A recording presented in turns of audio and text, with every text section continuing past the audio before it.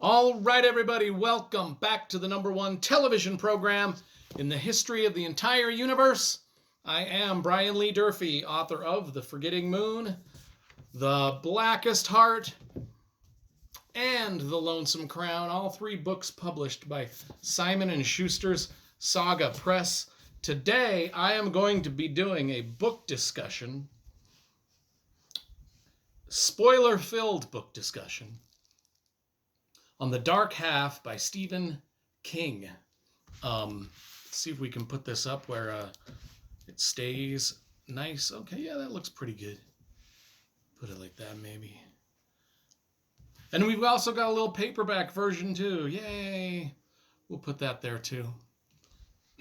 Try to get them both in the shot. Maybe I'll scoot over. You know, I should have planned all this out. But then that would have been boring. Or at least more boring than this. Okay. The Dark Half by Stephen King came out in 1989. So his last book of the 1980s. Now, if you have not read this yet, this will be a spoiler-filled discussion. So I have done a spoiler-free book review of The Dark Half. All you need to do to find that on YouTube is type in my last name, Durfee, and The Dark Half. Type those things into your YouTube search bar, and I swear to God, by some strange sorcery, those book reviews will show up on your computer screen, phone, TV, whatever. That's how the internet works, I'm told. So if you want to watch a spoiler-free review of this book that I did, that's how you do it. That's how you find it. Okay, The Dark Half starts out with a creepy bang. I don't know if that makes sense. So our main character, Thad Beaumont, in 1960 is a 10-year-old boy. He is a bit of a prodigy writer, but he ends up with a medical issue, a tumor in his brain, and as the doctors operated on it, as the doctors opened up his skull, as it were, they found some alarming things. The tumor was not necessarily a tumor. Maybe it's called a tumor. I don't know. But what they found, and Stephen King does a great job of setting this gross scene up. It's just a medical scene with a medical issue that has happened to real people. But when it's described as only Stephen King can describe it, you're just creeped out. Your skin crawls. What they find in young Thad Beaumont's brain is not a tumor, but it's an eyeball, some fingernails, and a couple of teeth. Well, apparently, a lot of times when there are twins in the womb, one of the twins absorbs the other one, eats the other one, whatever. I mean, I know there was a great, funny moment and joke in that movie, My Big Fat Greek Wedding, about this very topic. And it's a real medical thing that happens, and but that's what they found in his head, was the absorbed parts, bits and pieces of the absorbed twin that young Thad Beaumont had absorbed in the womb. Now the doctor does say it's never really just an eyeball staring at you out of someone's brain. So that was a little different than normal, but Stephen King made it gross. Every time I read it, I'm just like, I forget about that scene. And it's the opening scene in the book, and every time I read it, I'm like, oh my God, I remember this. It was so disgusting. That's the prologue. No, it's about 5-6 pages long, not much. Then we jump to 1989, when Thad Beaumont is an older man, not an older man. Well, 1960 he was 10. So in 1989 he would be close to 30. God, I have no idea. No, maybe close to 40. I don't know. My math is, okay, you guys in the comments, if someone is 10 years old in 1960, and then in 1989, what age would they be? I got no clue. Can't do the math in my head. Maybe I have a tumor. Oh my God.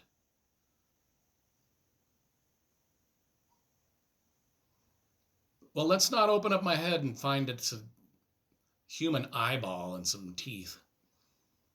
Anyway, so Thad Beaumont in 1989 is older than 10 years old. That's all I know. It turns out that as a young boy, he was a little prodigy of a writer. As an adult, he is a professional novelist.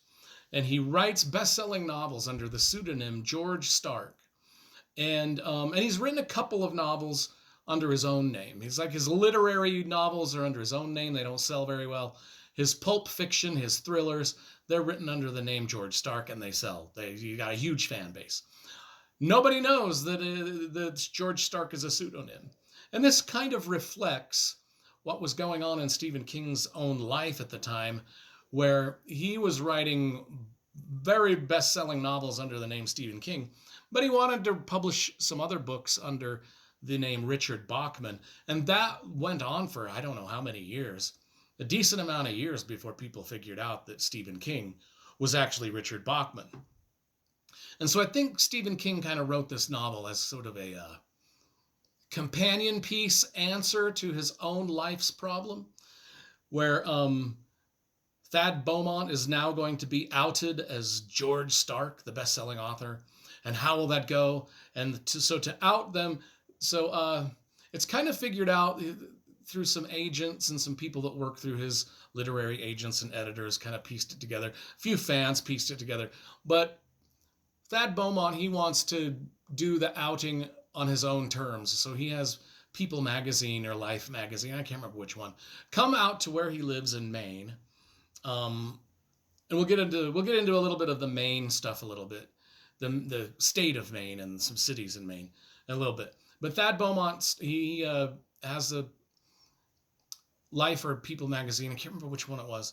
They come out to do a story about him and his pseudonym George Stark. And surprise, surprise, world! I wrote these books under a pseudonym, and he wants to do it in his own way. So what they do is they kind of go out to the grave site. They get a fake headstone, and they put the fake headstone out in the cemetery, and it says, something about George Stark has died or passed on or something like that.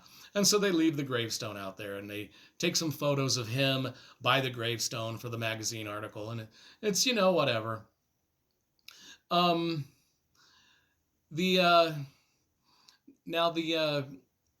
thing about Maine, the state of Maine, is some of this book takes place in Castle Rock, Maine, with one of my favorite characters of all time that Stephen King created, and that is Alan Pangborn, the sheriff of Castle Rock, Maine. And so we do get a little bit of a history of the dark history of Castle Rock, where Cujo killed a bunch of people, the rabid dog. And of course, Needful Things, the book Needful Things comes out. It came out in the 93 or 94, so it came out a few years after this one, and it also was set in Castle Rock. It also starred Alan Pangborn, the sheriff. So Alan Pangborn was in the dark half as our sheriff, and he was in Needful Things as the sheriff. And I think he makes a few other little cameos in some short stories that Stephen King did. I'm not 100% certain about that, so correct me if I'm wrong in the comments. This gravestone, what happens is Thad, after the magazine article comes out, Thad starts having dreams of George Stark, as if George Stark was an actual real person. And he's actually seeing the world through George Stark's eyes, and it's freaking him out. At the same time, this fake gravestone is still kind of sitting around. And the lawn man, this cemetery lawnmower guy, he sees that in front of this gravestone, the ground has been dug up. It's almost as if something exploded out of the ground and crawled away through the grass, because there's like a trail left and everything. And so the lawn care guy is like, oh my God, did somebody dig a grave out here that I wasn't aware of? Or then he starts thinking, no, something crawled out of the ground here. Well, of course we know, and we find out that it's actually George Stark. The pseudonym writer, the writer that never existed, has come to life. And it's got some sort of tie-in with the weird tumor that Thad Beaumont had when he was a kid. the eyeball that they found in his brain case. So Thad Beaumont has come to life twice now. Once as himself, another time as George Stark, the twin that he absorbed.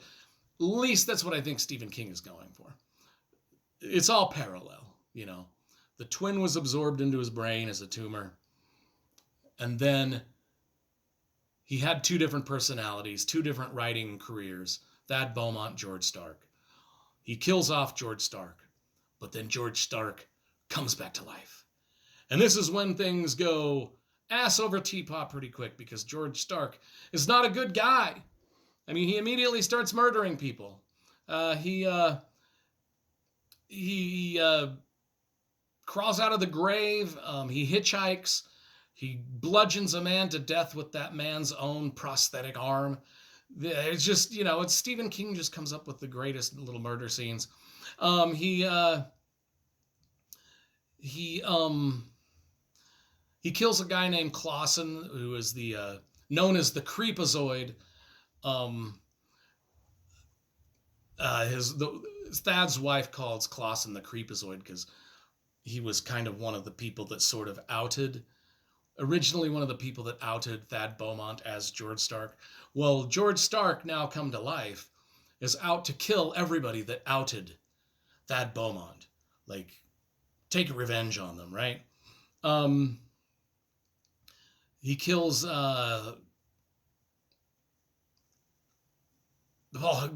a murder mystery. At this point, it turns into a murder mystery. I think that this is when Stephen King is probably Stephen King's, up until the Mr. Mercedes trilogy, this is probably Stephen King's first, like, kind of straight murder mystery type book, but with a little bit of an X-Files supernatural bent. Not really a little bit of one, but it's got horror elements, but it's essentially a serial killer murder mystery, where now Alan Pangborn is investigating these murder scenes, and he finds fingerprints everywhere, and the fingerprints match Thad Beaumont. And so they go to arrest Thad Beaumont. They're like, all these murders and your prints are everywhere. And it's almost like you were trying to get caught with all these prints that you left everywhere. One of the fingernail prints was actually left in a piece of gum. Like, you put your thumb in the gum and just left it and it was just like crystal clear. We know that it's you that did it. And Thad Beaumont is like, I didn't do nothing. I'm not a killer. And his wife is like, oh my God, he didn't kill nobody. And he's so convincing in his denial of being a murderer, even though the evidence is overwhelmingly against him, that Alan Pangborn is kind of like, gosh, this guy is not acting like most murderers I catch. He's not acting like most people who lie. He genuinely seems surprised by what's going on. And he's coming up with some theories that make a little bit of sense. And it goes back to these visions that Thad Beaumont's having of, he's seeing things through George Stark's eyes. The serial killer come to life. He's seeing them out of that guy's eyes. And then there's a whole thing with sparrows. That's sparrows are in his dreams. Sparrows are all over the place. And they come into play towards the end of the novel, the sparrows. Let's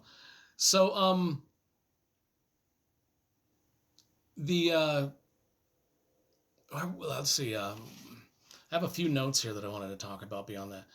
So he doesn't realize that Pangborn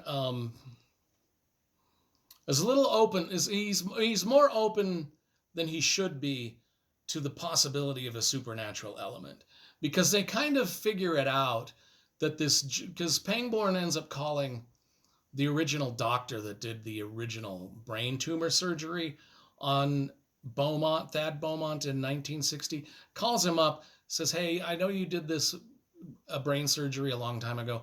Was there anything unique about it?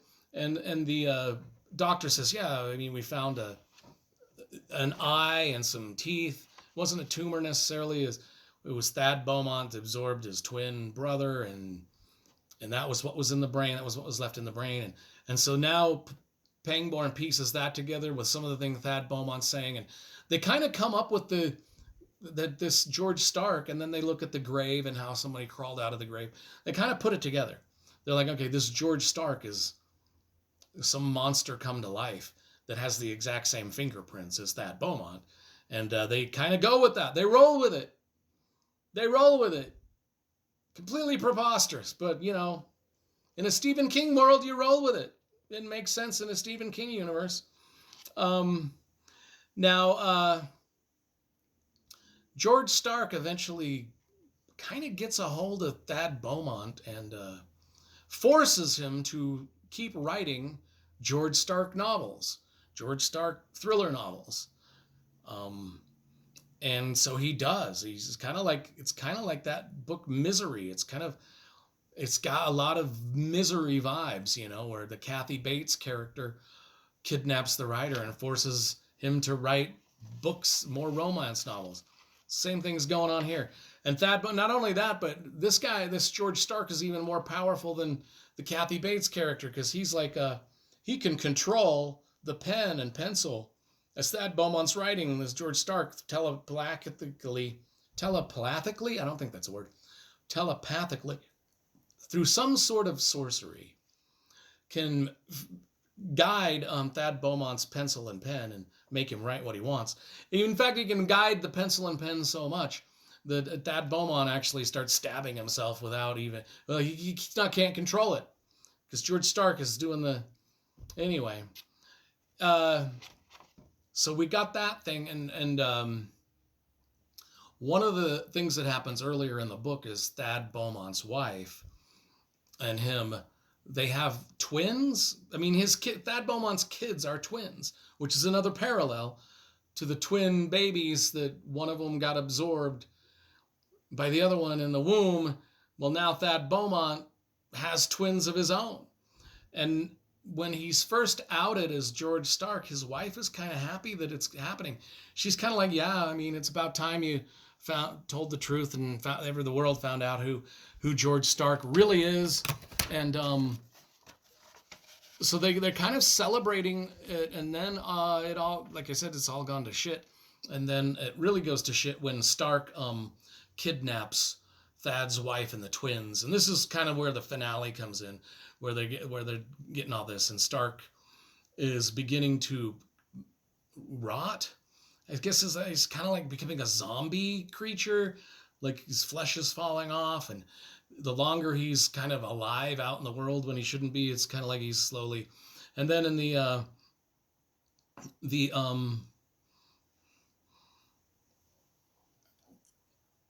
there's a kind of at the end, there's a bit of a writing competition between Thad and Stark.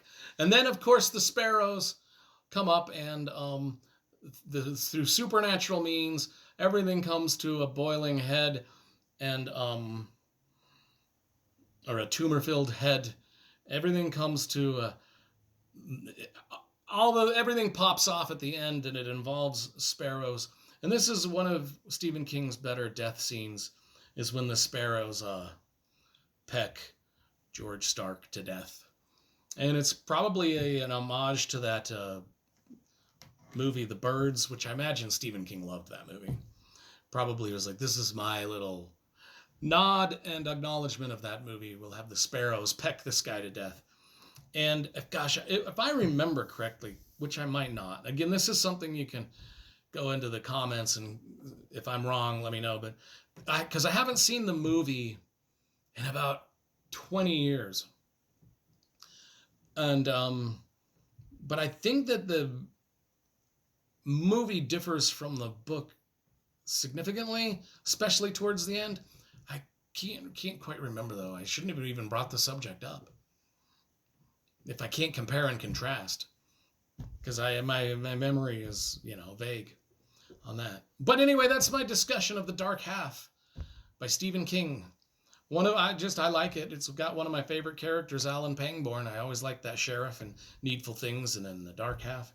And I think he's in another, like I said, I think that character's in a couple more Stephen King short stories here and there. Or maybe he makes a cameo in some of the novels. I know that it happens. I know that it happens. But anyway, The Dark Half is dope. It's just another dope Stephen King book. That's all I got to say about it. I really enjoyed rereading it now. It's probably my 4th time on this one.